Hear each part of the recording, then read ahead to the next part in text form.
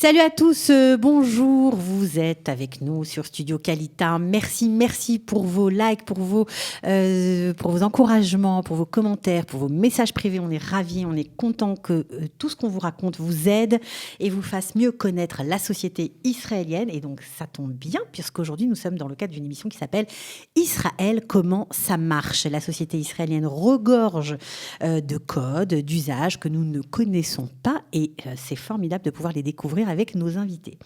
Et aujourd'hui, à mes côtés, Rudy Ayoun. Bonjour Rudy. Bonjour Cathy.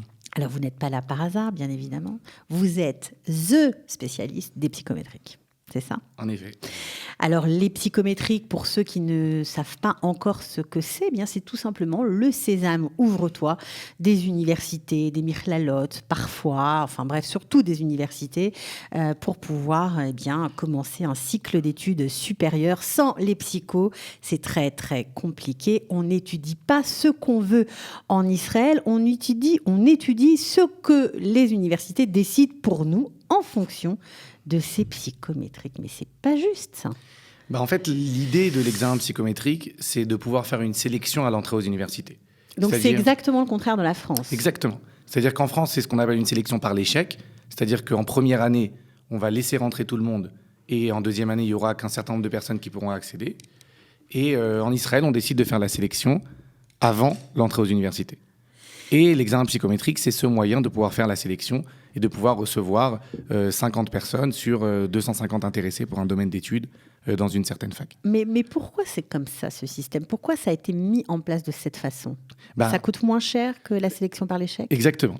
C'est la première idée, c'est de dire qu'on va essayer de trouver un examen, et c'est le choix qu'ont fait les facultés de trouver l'examen psychométrique, c'est de trouver un examen qui pourra nous permettre de sélectionner. On en parlera tout à l'heure sur certaines facultés de logique, de rapidité, d'endurance, et qui sont censées représenter les capacités d'un élève pour réussir ses études en Israël. Alors justement, c'est quoi ce fameux examen, ce sésame ouvre-toi, les psychométriques ? Vous pouvez nous expliquer plus concrètement ? Bien sûr. Alors c'est un examen qui vient en fait juger deux difficultés en parallèle qu'on n'a pas l'habitude de rencontrer, c'est l'endurance et la rapidité. C'est-à-dire que c'est un examen qui est long, qui dure 3h15 et qui est divisé en séries de questions dans 3 domaines majeurs, les mathématiques, ce qu'on appelle la réflexion quantitative, le français qu'on appelle la réflexion verbale et l'anglais, et une partie qui est rédactionnelle. Alors, pour rassurer ceux qui se préparent peut-être et qui nous écoutent à rentrer à l'université, et donc ils vont devoir passer cet examen, ils peuvent le passer en français. Bien sûr.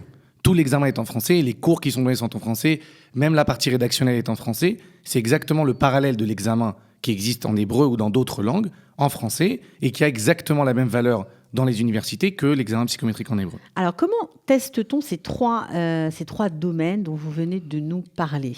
Alors, en fait, comme j'ai dit, donc il y a des mathématiques, du français et de l'anglais. C'est divisé en séries qui sont en moyenne entre 20 et 22 questions en 20 minutes. Donc, on a en moyenne 1 minute par question. Ce sont des QCM ? Ce sont des QCM, à part la partie rédactionnelle qui est au départ et qui dure 35 minutes.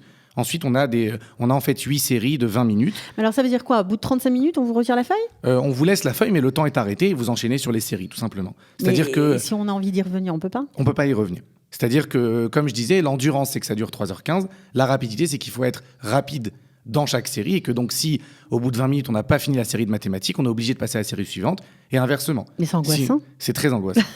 On transpire pendant l'examen ? Ouais, on s'y prépare. C'est-à-dire que dans les différents cours qui sont donnés, notamment au sein de l'école, il y a beaucoup d'examens blancs qui sont faits en conditions réelles, des examens blancs qu'on donne aux élèves pour qu'ils puissent s'entraîner. L'idée, c'est de pouvoir se mettre en condition un maximum de... Alors, on n'a pas encore expliqué ce que vous faites au quotidien. Alors, avant d'expliquer votre activité, puisque vous avez en fait une espèce d'école pour apprendre à passer et à réussir ces tests psychométriques, j'aimerais savoir si vous, puisque vous avez une école, vous avez passé les tests. Ah, bien sûr.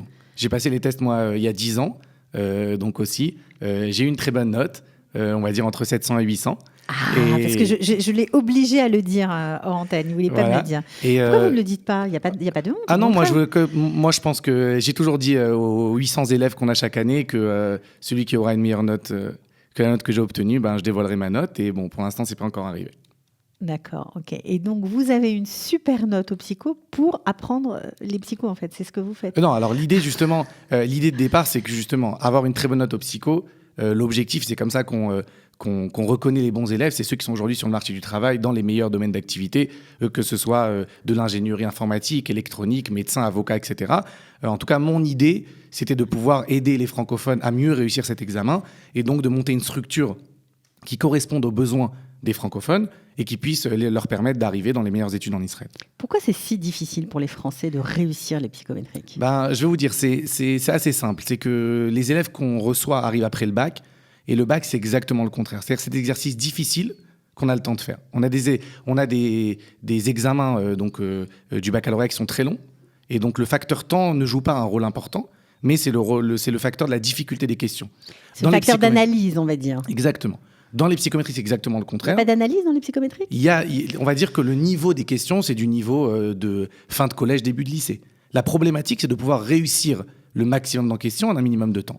Et c'est ça, le problème qu'on a, c'est que les francophones qui arrivent après le bac doivent faire ce switch-là et de se dire, c'est plus des longues épreuves difficiles, c'est des épreuves où le temps est limité et où les questions sont faciles. Ok, alors vous êtes à la tête, on va dire, vous avez fondé l'école Icône, c'est pour ça que vous êtes là, puis c'est pour ça que vous êtes tellement au point au niveau de ce qui se passe au niveau des psychométriques. On a des pourcentages de réussite des francophones ? Alors, ce qui est important de savoir, c'est que donc avant, il y a une dizaine d'années où l'école a été montée, il y avait beaucoup moins de francophones qui le passaient, aussi, parce qu'il y avait aussi beaucoup moins d'ALIA. Et donc, on avait des chiffres qui étaient globalement pas bons. Et qui étaient moins bons que les Israéliens. Donc l'idée, ça a été donc, de fonder une structure pour augmenter ces résultats-là. Aujourd'hui, on va dire qu'il y a environ 1000 personnes francophones qui le passent chaque année. Il y en a 800 qui sont élèves de l'école. Et sur ces 800, on a plus de 25% des élèves qui obtiennent plus de 600. Et on va dire que 600, c'est le score qui peut être considéré comme un bon score pour pouvoir accéder à une bonne partie des études en Israël. Alors, comment les universités choisissent leurs étudiants ? Parce qu'on a dit en introduction que c'est elles qui décident si oui, vous pouvez faire médecine, oui, vous pouvez faire du droit ou autre chose. Exactement. Alors, ça fonctionne sur le principe de l'offre et de la demande. C'est-à-dire que plus un domaine est demandé, plus le score au psychométrique sera élevé. Je vous donne l'exemple de médecine. Ça ne veut pas dire que les études sont difficiles, mais c'est le domaine qui est le plus demandé en Israël. Et donc, le score qui va être demandé au psychométrique sera un score qui est très élevé. Je vous prends un exemple inverse, c'est de faire des études d'éducation. C'est des études qui peuvent être très difficiles, mais qui sont moins demandées. Donc, le score au psychométrique qui est demandé sera moins important. Donc, c'est important de préciser, il n'y a pas de corrélation entre le score obtenu et la difficulté des études. C'est tout simplement l'offre et la demande. Exactement. Parce que parfois, on dénigre un peu. Ah oui, tu vas faire une matière ou tu vas étudier une formation qui nécessite un score faible au psychométrique, mais ça ne veut pas dire que c'est quelque chose de moins bon qu'un autre type d'études, qu'un autre cursus. Complètement. Un exemple supplémentaire, c'est que chaque année, dans une certaine faculté pour un certain domaine d'études, le score au psychométrique peut évoluer d'année en année en fonction de la demande qu'il y a eu. Alors, ce n'est pas une évolution qui est très, très importante, mais ça peut varier de 10, 20, 30 points en fonction des années et en fonction de la demande. Est-ce que le bac rentre en ligne de compte ? Complètement. C'est nouveau, ça ? Non, ça a toujours existé. Ça a été renforcé dans les dernières années dans toutes les facultés, puisqu'il c'est connu, on va dire aujourd'hui, que le bac français est un bon bac et meilleur que le bac israélien.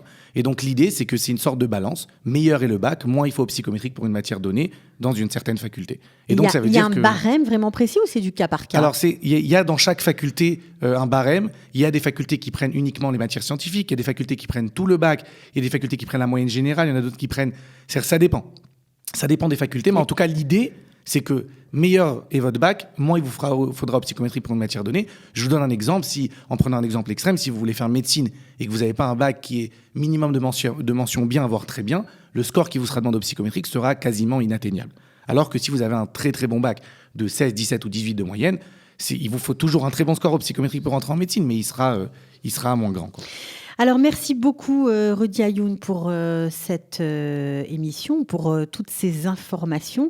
Donc, on a parlé des psychométriques de façon générale, mais on va se retrouver pour aborder la méthodologie, comment on s'y prépare. Ce sera l'objet d'une prochaine émission. Merci beaucoup. Avec plaisir, Cathy. Rudy Ayoun de la société Icône Psychométrique, c'est ça ? C'est ça, l'école Icône Psychométrique. Merci.